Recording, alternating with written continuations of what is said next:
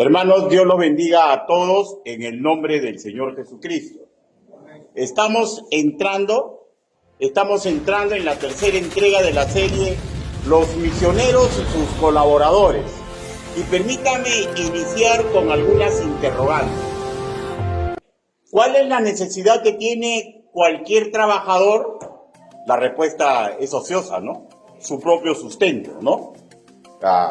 ¿Hay algún compromiso legal, moral, del que da trabajo para sustentar a quien trabaja para él? La respuesta también es ociosa, ¿no? ¿Qué entendemos por eso de que el obrero es digno de su salario? ¿Aplica un misionero en relación al mantenimiento que la iglesia local que lo manda a caminar o la iglesia que tomó la decisión de apoyarlo lo tiene que hacer con él? ¿Usted qué opina? Responda en su interno nomás, ¿no? Usando la escala que proponía el reformador Lutero, ¿en qué nivel personal estamos con respecto de la obra del Señor? ¿Estamos en el convencimiento del sentimiento, o en el de la mente, o en el de la bolsa? Cada uno debe saber su propia respuesta, ¿no? Pero podemos continuar con las interrogantes. ¿Cómo se sentirán los misioneros cuyas iglesias que los mandan a caminar le prometen, pero no cumplen sus promesas de apoyo? ¿Acaso solo es un estado mental el oír rechinar el estómago por el hambre? ¿O es un estado mental no tener medicina y saber cómo se va degradando el cuerpo a mérito de esto? ¿Es solamente esto un estado mental, hermanos míos? ¿Ya? Y termino diciendo, más preguntas, ¿no? ¿Quién debería sustentarlo? ¿Cuervos? ¿El Señor de los Anillos?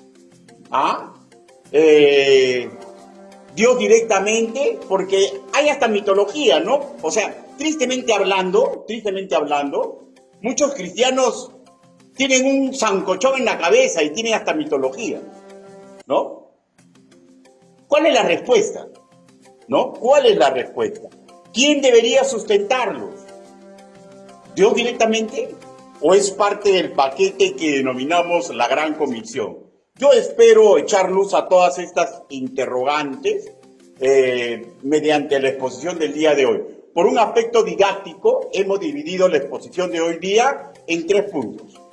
El primer punto dice así: al obrero fiel, ojo, al obrero fiel, quien lo sustenta es Dios mismo. Al obrero fiel, quien lo sustenta es Dios mismo. Vayamos a las Escrituras. Salmos, capítulo 37. Salmos, capítulo 37.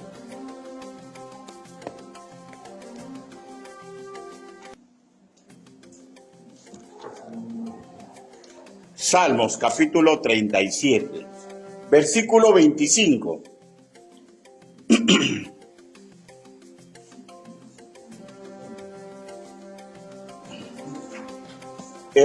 Si usted ya lo ubicó, si lo ha ubicado nomás, ¿ya?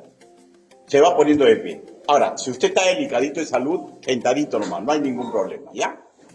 No hay ningún problema. Salmo 37. Capítulo 37, versículo 25. Lo voy a leer una vez y la segunda vez a mi voz le voy a rogar que todos lo leamos juntos y después me permiten que lo dirija en una oración congregacional. La palabra del Señor dice así: joven fui y he envejecido, y no he visto justo desamparado, ni su descendencia que mendigue pan. Todos a la vez, a la voz de 3. 1, 2, 3. Joven fui y he envejecido, y no he visto justo desamparado, ni su descendencia que mendigue pan. Palabra de Dios. Simple en su rostro, permita que lo guíe en una oración congregacional. Bendito Padre Celestial, los que hoy nos hemos reunido, comprendemos a cabalidad que no existe ser humano digno de predicar ni enseñar su evangelio. Señor, pero si me está dando hoy usted la oportunidad, hable, Señor Yahvé, permita que mediante el trabajo que he preparado para su gloria y su honra, Señor, sus convencimientos se alojen en nuestros corazones, Señor. A los que no saben que aprendan, a los que saben que recuerden, y a los que se están alejando de los modelos bíblicos, Señor, urja su corazón para que regresen a los caminos antiguos. Ayúdenos, Padre Santo. Así le pedimos, así le suplicamos, en el nombre del Señor Jesucristo. Amén. Por favor, tomen asiento. Lo que en nuestra Reina Valera 1960 hemos leído justo corresponde al término hebreo sadik, que refiere a un creyente. Escúcheme por favor, no es cualquier creyente, es un creyente que tiene un sentido y una vida aprobada en su moral, ¿ya? Y esta calidad de siervo, la promesa es que el Altísimo es su proveedor. Y usted ha escuchado, y no se va a ver justo que su descendencia mendigue pan. Es la bendición de poder desempeñarse moralmente en este mundo. No cualquier moral, sino la moral que desciende de las Escrituras. Y siempre, hermanos míos, es bueno recordar promesas divinas. Por ejemplo, en Lucas, no lo busque, escuche, Lucas capítulo 12, versículo 24, dice así: considera a los cuervos, que ni siembran ni ciegan, que ni tienen despensa ni granero, y Dios los alimenta. ¿No valéis vosotros mucho más que las aves? ¿Ya? Y el Señor Jesús le está hablando al pueblo de Israel, ¿ya? Y por el abanico de ideas se va hasta la iglesia. ¿No es que un hijo de Dios vale más a los ojos del Señor? Y se alimenta a los animales, ¿no va a alimentar a un hijo suyo? Y todos sabemos, hermanos míos, que la provisión de alimento y vestido es una de las promesas incondicionales de parte de Dios para aquellos que son sus hijos. Pregunto, ahora, yendo a un hijo de él que es justo y que comienza a caminar para la gloria del santo nombre, ¿alguien en su sano juicio podría afirmar que nuestro Señor es incapaz de proveer a sus obreros que están en el campo? Miren, sería como decir que el que los mandó a caminar no es todopoderoso. O alguien podría afirmar: Dios olvida a sus fieles obreros, o Dios no desea proveerlos. Lo que sí es cierto es que hay momentos en su soberanía que Él cierra sus manos proveedoras, pues dispone momentos de prueba, pero también puede disponer periodos de disciplina, y ambos para bien de aquel que trabaja para Él. Nosotros debemos aprender a discernir sobre estas cosas, ¿ya? O sea, los que ya caminamos tenemos que discernir. ¿Por qué Dios está estrechando mi economía? ¿Es una prueba o es una disciplina? Yo tengo que discernir, los misioneros tienen que discernir, pero esto es circunstancial. Lo que no debe ser circunstancial en nuestra vida, ¿ya? Ni por la prueba, ni por la disciplina, abandonar el camino moral que a Dios le agrada. Todo pastor, todo misionero ha pasado circunstancias diversas con respecto de lo material. Pablo, el insignia entre nosotros, ya escribió así: sé vivir humildemente y sé tener abundancia. En todo y por todo estoy enseñado, así para estar saciado como para tener hambre, así para tener abundancia como que para padecer necesidad. Filipenses capítulo 4, versículo 12, versículo 13. ¿A alguien se le podría ocurrir decir que Dios abandonó a Pablo? El pasar hambre y el tener abundancia son circunstancias de la vida. El que pasa hambre y es justo no es porque Dios sea malo. ¿Ya? ¿Ya? Y el que tiene abundancia en el Señor no escape sus pies del suelo. Y remato diciendo, Pablo decía, todo lo puedo en Cristo que me fortalece. Pero esto a veces es mal entendido. ¿Saben lo que él quería entender? Que él podía, ya, mediante la fortaleza que Dios le da, no hacer cualquier cosa, sino continuar el camino recto que a Dios le agrada. No es imposible caminar en santidad, no es imposible adscribirse a la moral del Evangelio, no es imposible, porque Dios nunca nos ha pedido un imposible, pero tenemos que edificarnos en aquel que nos hace fuerte, y nos hace fuerte mediante la enseñanza y la aplicación y la asimilación de la palabra del Señor. A todos, con alguna actitud divina, siempre nos está enseñando algo. La cuestión está en humildemente aprender a discernir el porqué del accionar divino que incide en nuestra realidad económica. ¿Ya? Algo Dios quiere enseñarle a sus hijos cuando hay estrechez y cuando hay abundancia, pero nada merita que abandonemos el camino del justo. Inaudito entonces, si esta es una regla general para todo creyente, inaudito sería pensar, doctrinar, que a un misionero fiel que busca vivir a los pies del Altísimo, no estoy hablando de un ser perfecto, porque el perfecto solamente fue el Señor Jesucristo, ¿ya? A un testigo fiel, el Altísimo lo va a desproveer. Quien así piense, simplemente conoce al Señor solamente de oídas, ¿ya? Leeré ahora Hebreos capítulo 11, versículo 6, pero en la versión, la Biblia de las Américas. Escuche, por favor.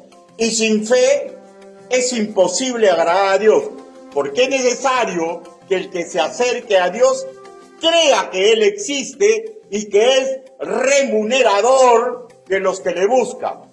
En nuestra Reina Valera 1960 no dice remunerador, dice galardonador. Pero en el griego koiné el vocablo es misapodotes, que implica que el Todopoderoso premia o remunera como quien da salario. ¿Ya? Por tanto, cuando las cosas aprieten y vamos en súplicas al Señor, Él va a contestar en su tiempo. De cualquiera de estas tres formas, escúcheme, ¿ya? Va a quitar, va a dar o va a mantener esa situación que estamos pasando. Pero eso, vuelvo a repetir, solamente es circunstancia que propicia el Señor porque tiene un plan magistral detrás de eso, ¿ya? Pero lo que no debe variar es el camino moral que debemos transitar para la gloria y la honra del santo nombre, ¿ya?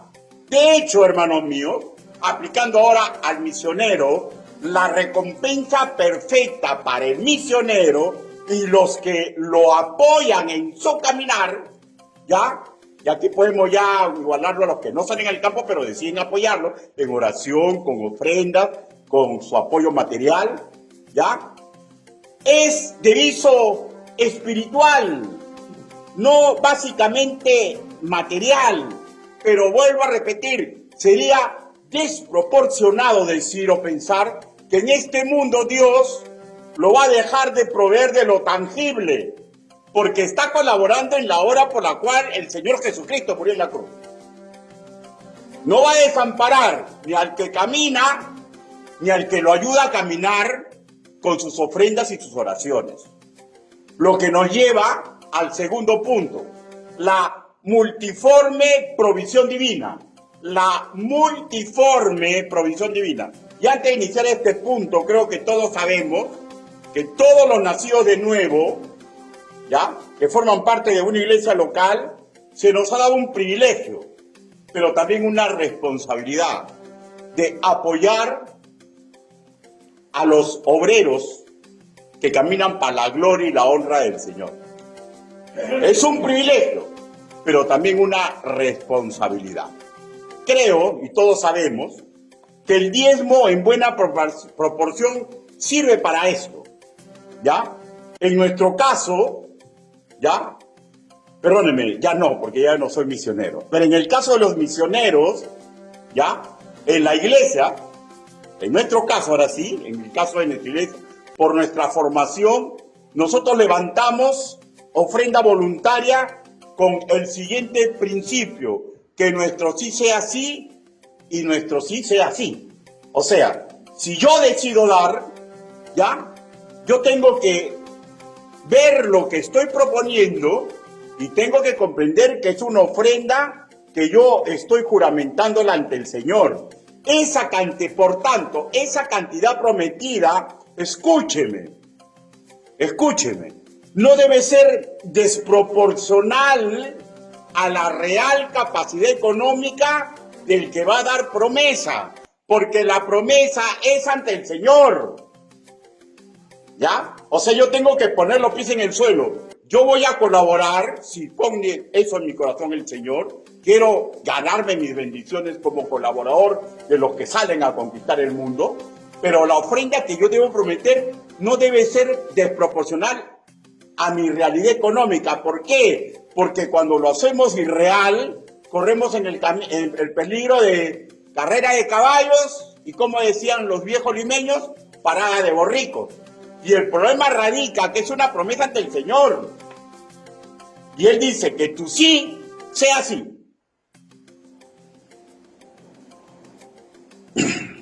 Repito, siempre es bueno recordar promesas puntuales de Dios, pero también modelos y principios bíblicos que están en las Escrituras. En líneas generales, lo que le damos al misionero que esté en el campo, escúcheme, ¿ya? Se lo estamos dando a Dios, ¿ya? De la misma manera, cuando ayudamos a un necesitado, se lo estamos dando a Dios. Pastor, ¿usted cómo dice las cosas? Porque es bíblico. Busque Mateo, capítulo 25. Dios ama al de corazón dadivoso. Mateo 25.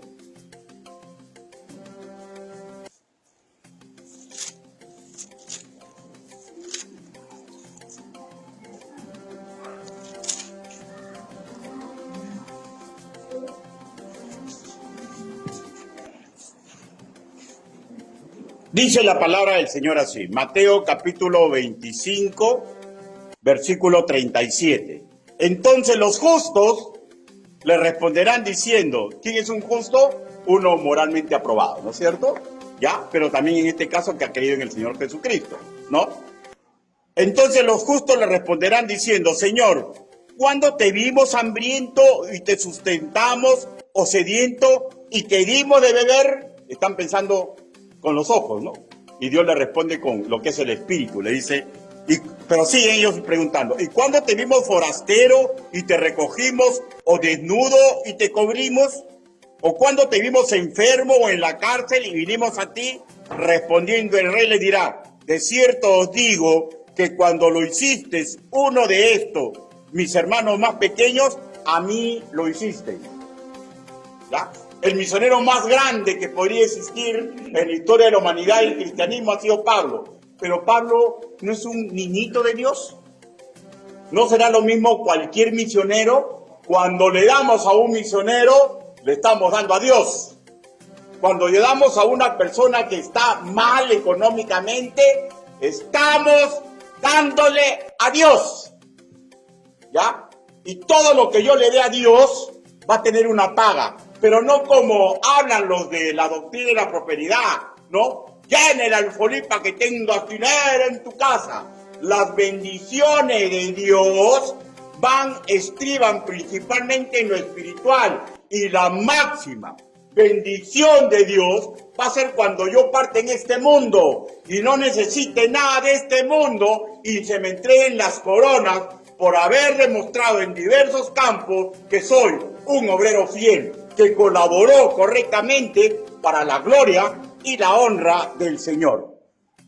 De hecho, hermanos míos, siempre será un privilegio cubrir las necesidades de un siervo, pero repito, es responsabilidad mancomunada de los integrantes de una iglesia local que lo mandaron a caminar, o en todo caso, como nosotros, que nos hemos comprometido a proveerlo una vez que él ya está caminando. En el mundo, hermanos míos, he escuchado ideas que atacan el colaborar económicamente para mantener a los que trabajan en la obra. Salen chistes en internet, que mándenlo a trabajar, que esto. Hermano, pero bueno, pues uno no puede hablar contra el ignorante, ¿no? Tiene que sonreír y tener buen humor, porque hablan porque no conocen lo que dice la Escritura. Pero también yo sé que hablan a veces por la herida, ¿no? Porque fatalmente hay cada tipo que agarra y lucra con una función santa, ¿no? Y bueno, pues no, y nos igualan a todos. Pero aquellas iglesias que están sembradas en la doctrina de Cristo, nos guiamos por lo que dice la doctrina del Señor. Y las Escrituras, lo ha leído nuestra hermana diaconisa cuando ha leído las Escrituras, nos da figuras literarias para que asimilemos que el sustento material debe llegar al siervo por el trabajo ministerial que está realizando. Vamos a recordar un poquito la lectura bíblica. Primera de Corintios, capítulo 9. Y pone figuras literarias para que comprendamos, o sea, es lo magistral del Señor Jesús, ¿no? En cosas ya creadas nos hace discernir las cosas santas suyas. Primera de Corintios, capítulo 9. Primera de Corintios, capítulo 9,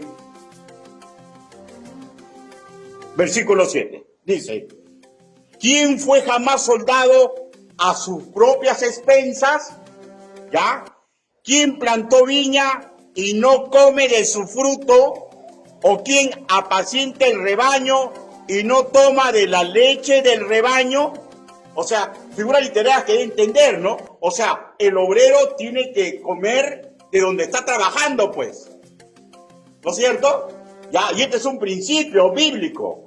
Y el Señor usa figuras literarias para vencer el desdén de los ignorantes, para vencer el desdén de los que no quieren hacerle caso al tierno corazón del Altísimo porque están pegados a su bolsa.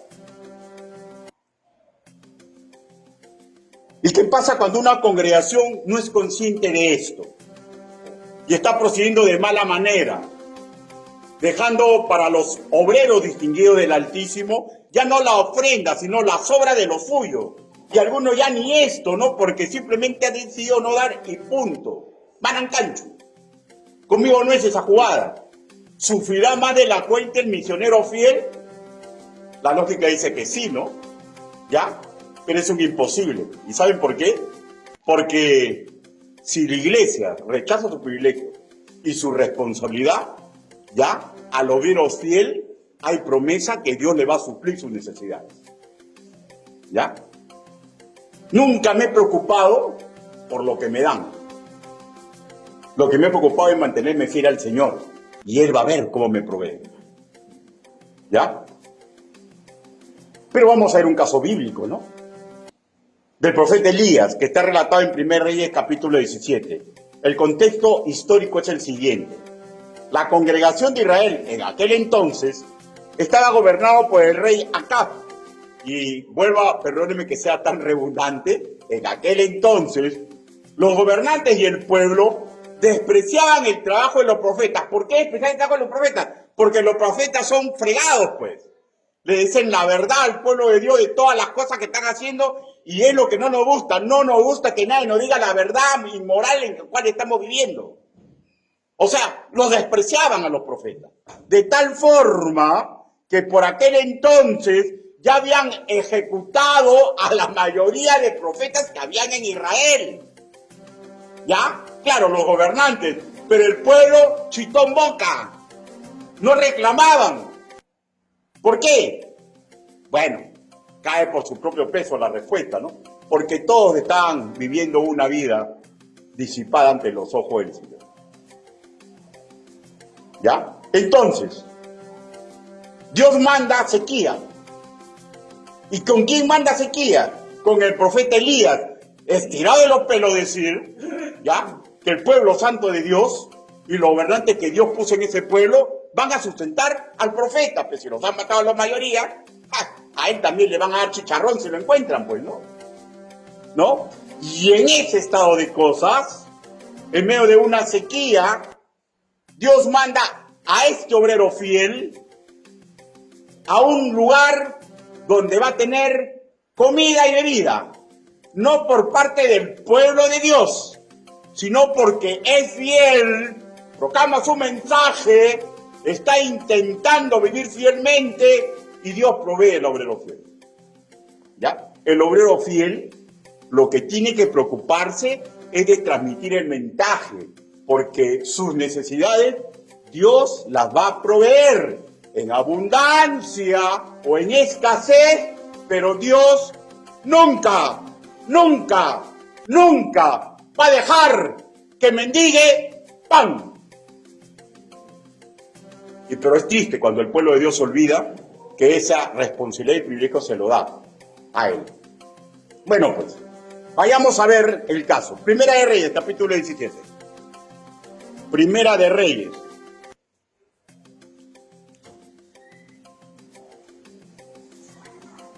Primera de Reyes, capítulo 17.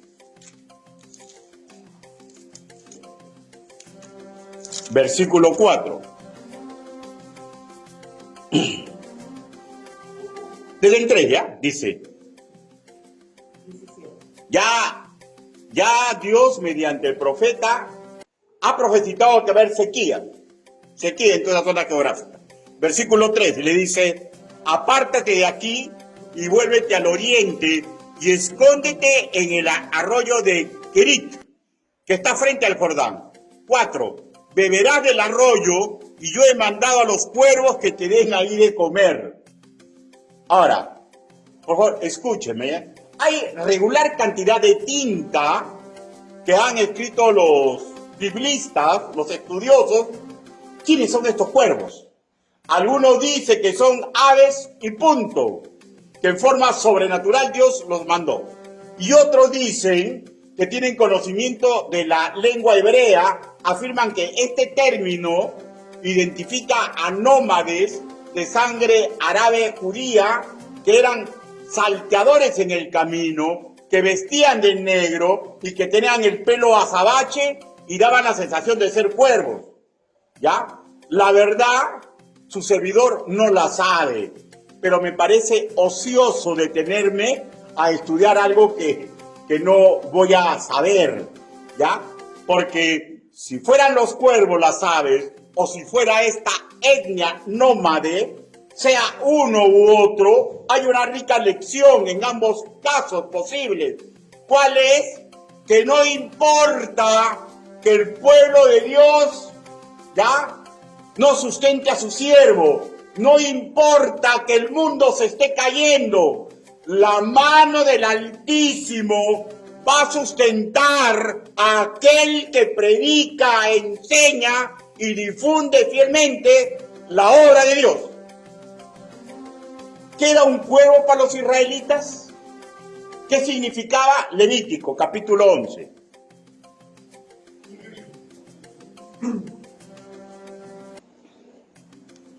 Levítico, capítulo 11.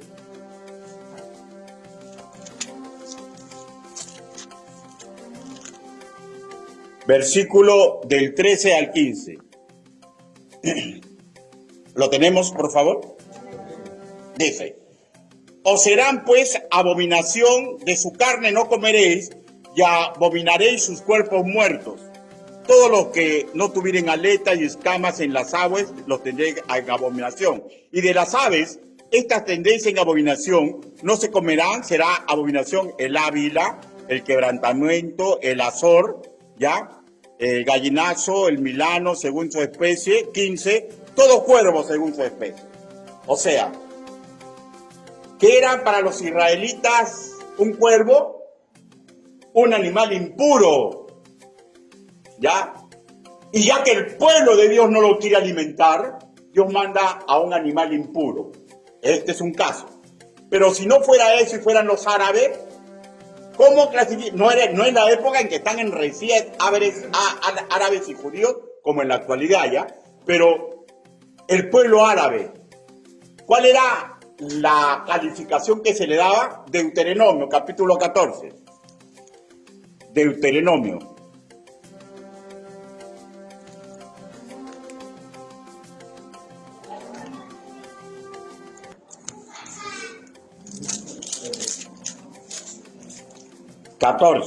Versículo 2. De Israel dice, solamente de Israel en aquel entonces dice así, porque eres pueblo santo a Jehová tu Dios, y Jehová te ha escogido para que le seas un pueblo único de entre todos los pueblos que están sobre la tierra, ¿ya? O sea, el único pueblo de Dios era Israel. Por tanto, los árabes eran incrédulos, ¿ya? O sea, esa es la...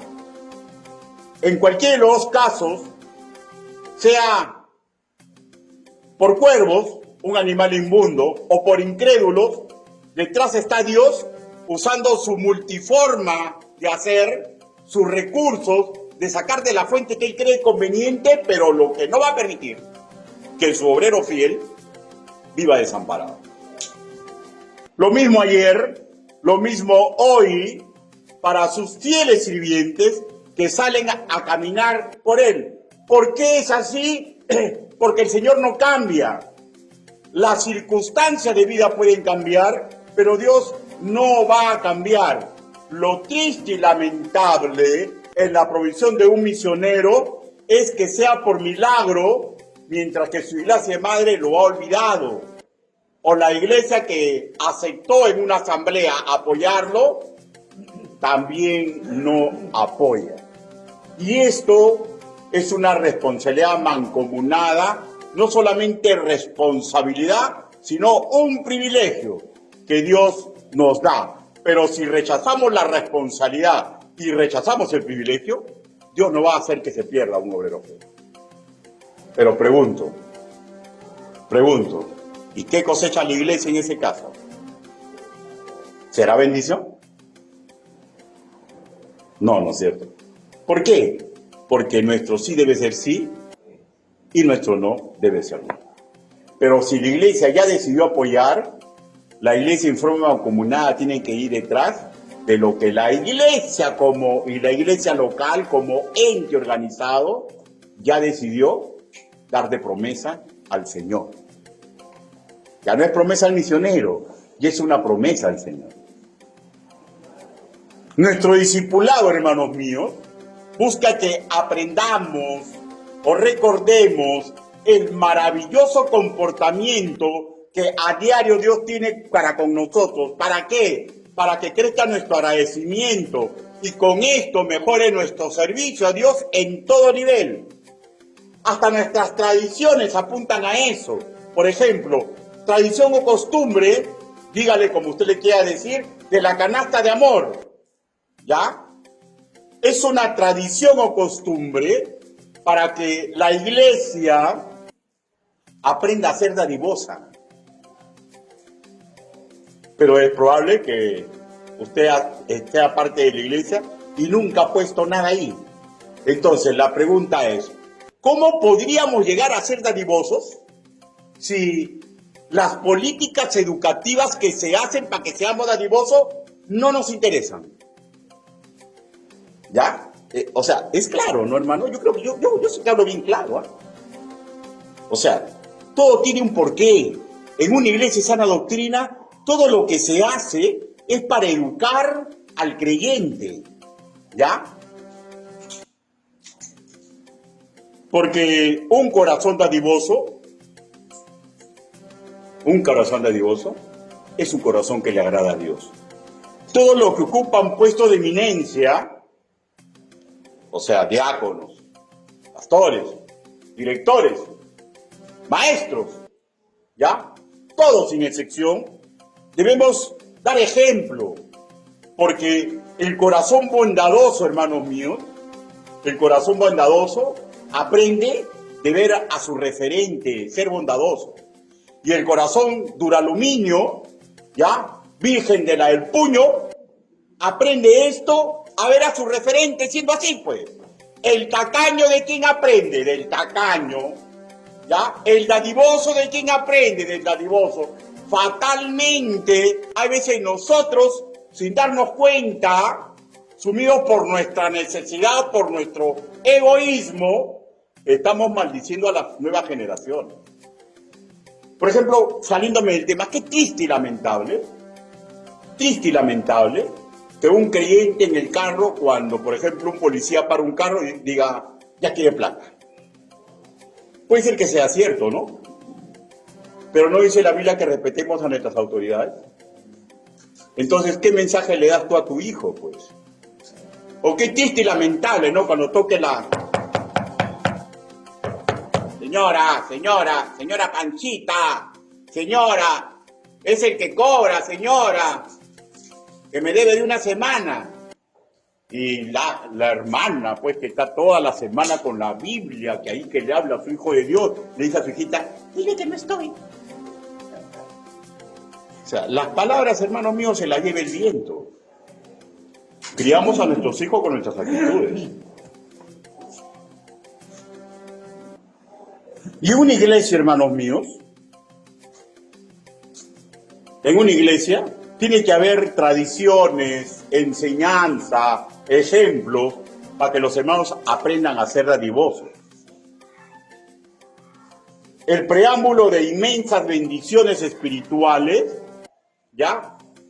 Es cuando una iglesia aprende a ser dadivosa, aprende a ser respetuosa, aprende a caminar en santidad, ¿ya?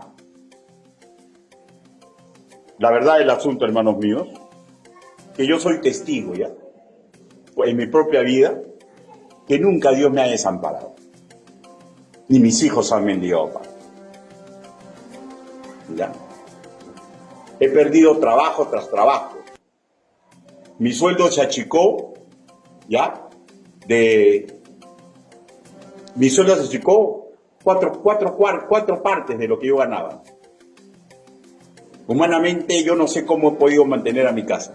Y yo sé que Dios nunca me desamparó ni permitió que mis hijos mendiguen pan.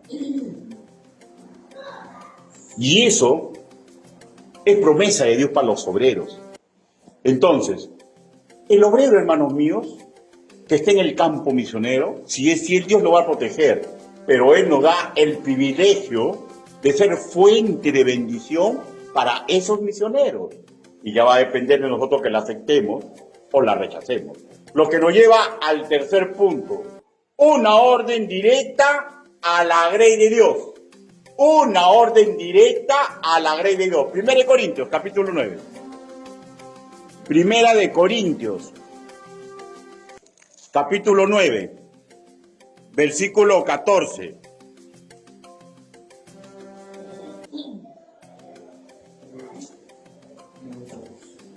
O sea, aquí le da una orden a los siervos, ¿ya? Pero esto da a entender de que hay un mandato que la iglesia tiene que estar atento. Primera de Corintios, capítulo 9, versículo 2 dice, así también ordenó el Señor a los que anuncian el Evangelio, que vivan del Evangelio. ¿Ya? Y sabemos que las Escrituras son de inspiración divina, ¿no? Donde se nos deja instrucciones precisas para nuestra vida en santidad y la forma de colaborar difundiendo el Evangelio de vida. Y aquí dice, ordenó, en cualquier idioma y cultura del mundo es lo mismo, dar una disposición para lograr un fin determinado. ¿Cuál es el fin determinado que se quiere lograr aquí? Que el obrero no se afane en buscar su manutención en fuentes ajenas a la iglesia. ¿Por qué? Porque como me decía mi pastor Edwin de Pascale, en forma socarrona, pero después con el tiempo yo me di cuenta que era realidad, un pastor tiene un día de 25 horas. Porque el trabajo es ajetreado para la obra de Dios, claro, los que están cerrados en la sana doctrina, pues, ¿no? Y lo mismo es en un misionero. Entonces, un pastor o misionero, la visión de Dios es que se dedique a tiempo completo a su iglesia. Y no que esté buscando el sustento cotidiano fuera del evangelio. ¿Ya? Que si me pagan poco, no interesa. Es lo que me pueden dar, perfecto. ¿Voy a pasar hambre? No. ¿De repente estrechez? Sí. Pero Dios no me va a desamparar.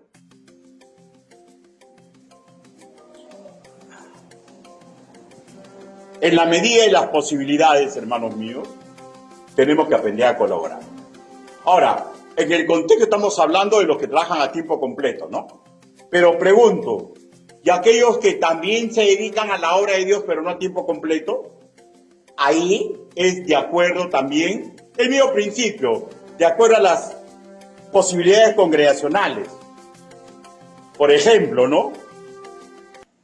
Darle pasajes cuando van a hacer algún tipo de trabajo, ¿no? Cuando deciden estudiar en un seminario, de acuerdo a las posibilidades, ayudarlo en el pago en el seminario, costearle capacitaciones, cuando sean nombrados consejeros o trabajadores en campamento, intentar suavizar, pues, ¿no? Y pagarles la estadía, los pasajes, ¿no? Y por qué no, ¿no? Agasajarlos, ¿no? En forma de agradecimiento. Y todo eso lo hacemos aquí. Y la pregunta es, ¿de dónde sale eso? Del alfolí, pues, del alfolí. Pero tenemos que aprender a ser dadivosos con aquellos que se están esforzando para la obra del Señor. ¿Ya? Ahora, no me estoy saliendo del contexto, ¿no? ¿Por qué? Porque la promesa es que vivan del Evangelio los que trabajan a tiempo completo. Pero si alguien no trabaja a tiempo completo, de hecho no vive el Evangelio. Pero tenemos que darle el honor que merece un obrero destacado de Dios. En esta iglesia se hace. Se hace. Incluso aquellos que no son siervos destacados en el Señor, hemos hecho una rueda para que cuando venga un siervo destacado del Señor, ya, un grupo de hermanos se vayan a comer con él. ¿Por qué se hace eso, hermanos míos? Para que comprendan, pues, para que comprendan de que en esta iglesia no hay favoritismo, que las bendiciones que Dios llega es para todos, pero todos tenemos que tener nuestra propia carga de responsabilidad, que en sí es una responsabilidad, pero es un privilegio, hermanos míos. Es un privilegio ayudar en las necesidades de los siervos que trabajan para el Señor. Si bien es cierto, por ejemplo, ¿no? En la época de David, los levitas eran nombrados jueces, maestros, pero su sustento no era por eso. Su sustento era porque el Señor ordenó mantenerlos con los diezmos y las ofrendas. ¿Ya? Eran apartados para eso. Y si no, si mi palabra se la puede llevar el viento, vayamos a Números, capítulo 18.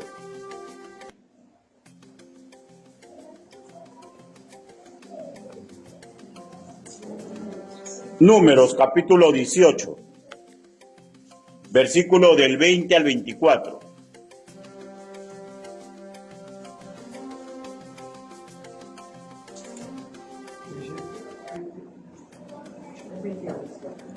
Números, capítulo 18, dice, ¿lo tenemos?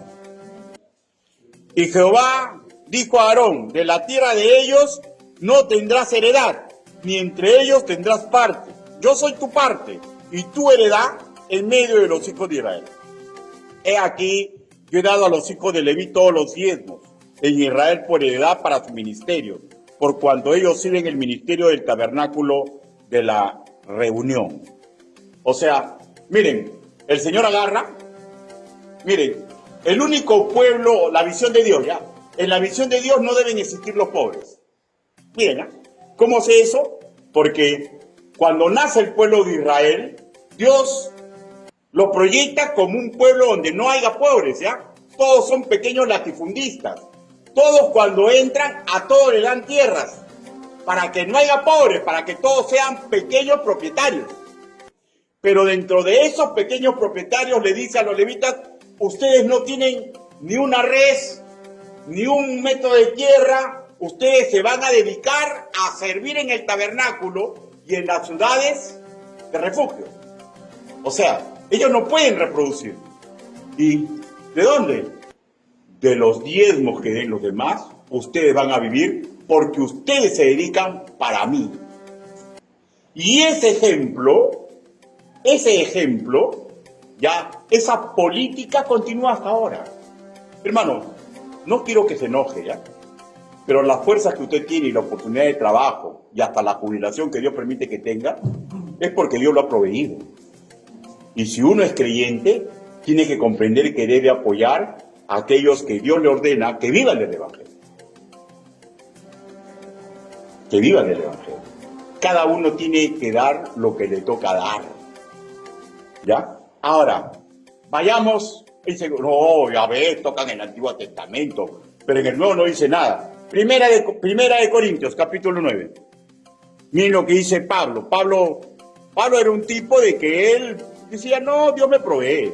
Pero él sabía lo que Dios decía, porque le hablaba, y él escribió lo siguiente. Primera de Corintios, capítulo 9, inspirado por Dios. Primera de Corintios, capítulo 9, versículo del 1 al 5, él dice así, ¿no? ¿Ya?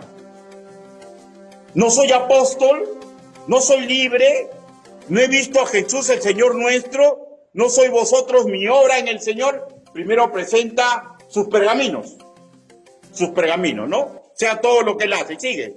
Para otros no soy apóstol, para vosotros ciertamente lo soy, porque el sello de mi apostolado sois vosotros en el Señor. Contra los que me acusan, esta es mi defensa. ¿Acaso no tenemos derecho de comer y beber? ¿Ya? ¿No tenemos derecho de traer con nosotros una hermana por mujer, como también los otros apóstoles y los hermanos del Señor y Cefas? ¿O solo yo y Bernabé no tenemos derecho de no trabajar? Y ahí le da las figuras literarias que ya hemos leído, ¿no? ¿Quién fue jamás soldado a sus propias expensas? ¿Quién plantó viña y no come su fruto? ¿O quién apacienta el rebaño y no toma de la leche del rebaño? Entonces, está claro, ¿no? Yo creo que está claro, ¿no? O sea, les está diciendo que, o sea, yo no tengo derecho a tener una mujer. Si yo tengo mujer, ¿de dónde lo va a mantener? De mi trabajo, pues, ¿no? Y si Dios le dice apartado para él, ¿de dónde va a sacar, pues? ¿Ya? Pero dice que Dios le enseñaba a vivir en escasez y en abundancia. No van a pensar que en mi casa se come todos los días bacanazo. Hay una vez el frijol, otra vez el frijol, otra vez el frijol y la cuarta vez su carnecita, ¿no? Pero de pescado y de pollo, ¿no? ¿Hace cuánto que no comemos carne? Bueno, pues ya las épocas han pasado, ¿no? Pero ¿acaso hay una queja en mi casa? No, porque todo lo que Dios me manda es lo que Él me está dando. Y tenemos que aprender a vivir en escasez y en abundancia. Y a veces abunda y sobreabunda, pues, ¿no? No pongo, pues, cuando sobreabunda en mi casa, porque pues dice, su madre, así ven los pastores, a veces sobreabunda. Y veo una mesa bien servida, ¿y de dónde sale eso? Que la gloria sea para el Señor, pues. ¿Ya? Es así, hermano mío. Es así. Versículo 11, 1 Corintios capítulo 9, versículo 11. Dice, si nosotros sembramos entre vosotros lo espiritual, es gran cosa si segaremos de vosotros lo material. ¿Sí está claro, no? Si yo cego, si ayudo espiritualmente, ¿por qué son mezquinos de no permitir que pueda tener lo material para mantener mi familia? ¿No? Dice, vuelvo a repetir. Si nosotros, Pablo, nosotros sembramos entre vosotros lo espiritual, es gran cosa si segaremos de vosotros lo material. Verso 13, dice, ¿no sabéis que los que trabajan en las cosas sagradas comen del templo y los que sirven al altar, del altar participan? Así también ordenó el Señor a los que anuncian el Evangelio, que vivan el Evangelio. Pero ¿qué pasa pues cuando uno quiere vivir el evangelio, por ejemplo, en este caso que estamos hablando de los misioneros, pero ¿qué pasa si quieren vivir el evangelio, pero las iglesias no comprenden y lo dejan abandonados a su suerte? ¿Qué? ¿No chirría el estómago? ¿Qué? ¿No tiene medicina? ¿Qué? ¡Ay! ¿Se va a morir? No se va a morir. Porque si ese hombre es fiel, Dios va a hacer lo que esa iglesia local se está negando a hacer. Porque vuelvo a repetir, no hay justo que mendigue pan, ni siquiera su descendencia. Pero justo es una persona que está viviendo moralmente aprobado por Dios. El que siembra la palabra de Dios tiene derecho de cegar o recoger fruto material. Y en el mismo tenor se lee en Timoteo, 1 Timoteo capítulo 5. Primera de Timoteo, capítulo 5, versículo del 17 al 18.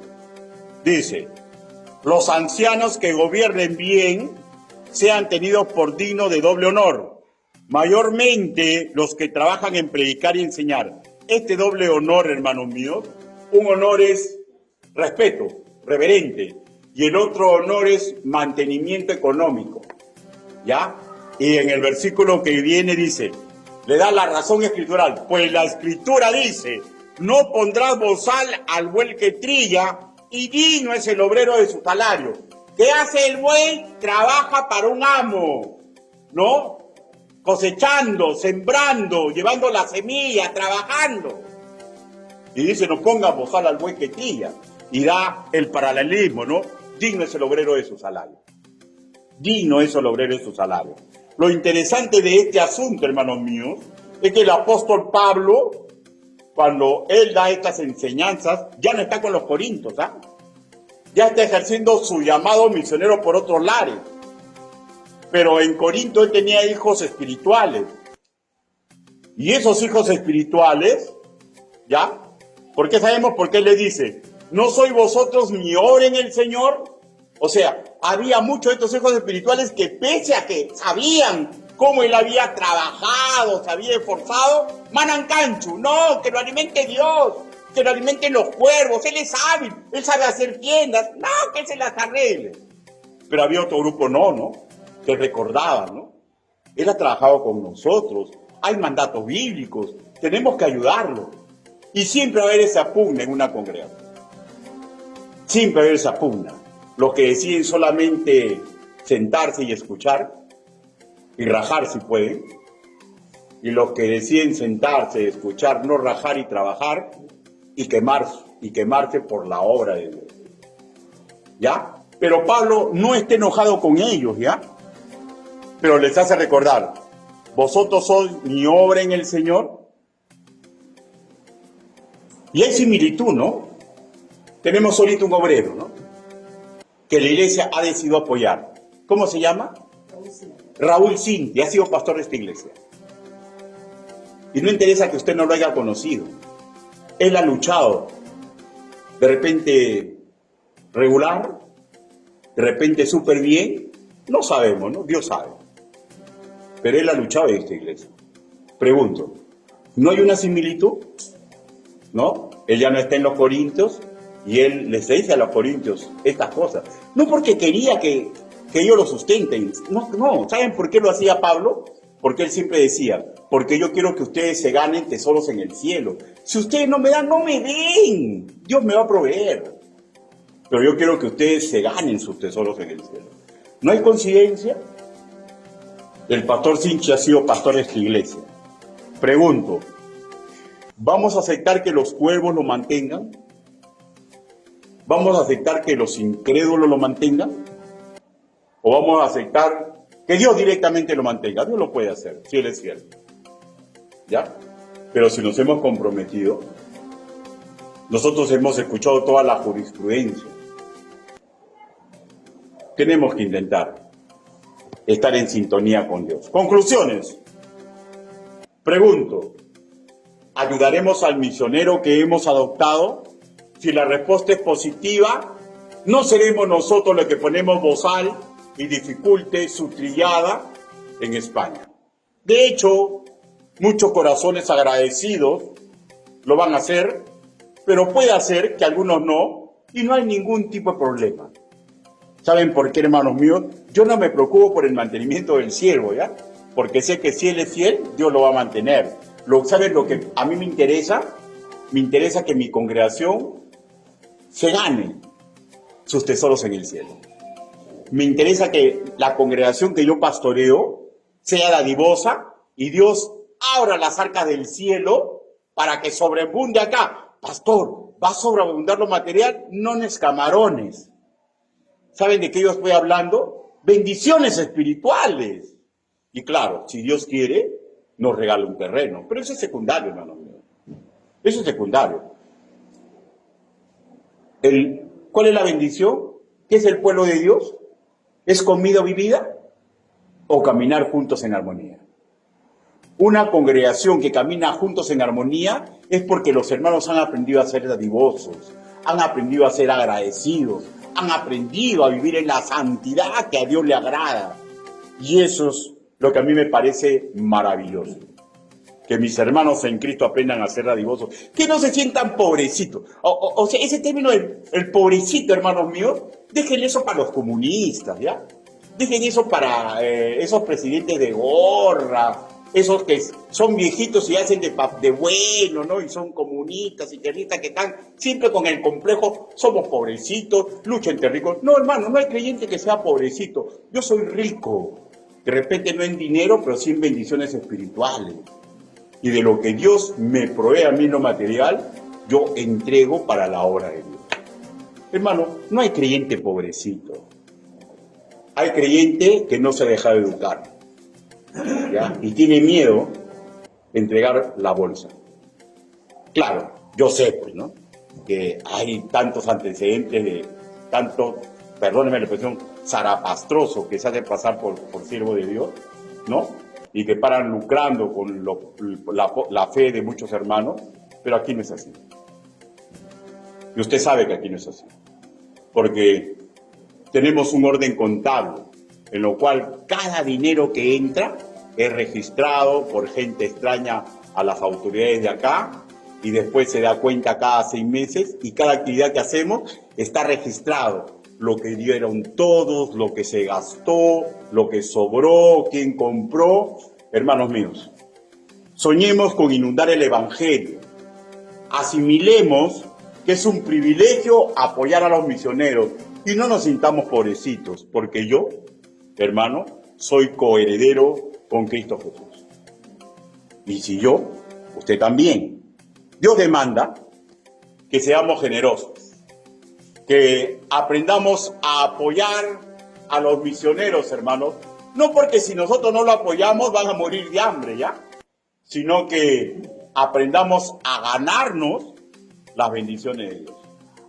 Inclinen su rostro, vamos a orar. Bendito Padre Celestial, Señor, gracias por el tiempo que usted ha permitido que estemos juntos repasando su doctrina. Señor, el próximo mes, el próximo domingo termina este mes, Señor, y vamos a levantar las ofrendas voluntarias para renovar nuestros votos misioneros. Señor, denos un corazón dadivoso, pero también, Señor, en orden, que no prometamos lo que no podemos cumplir, Señor. Ayúdenos, papito lindo, para poder seguir enchufados a la obra misionera. Así le pedimos, así le suplicamos, en el nombre bendito, precioso y poderoso del Señor Jesucristo. Amén. Hermano, Dios los bendiga.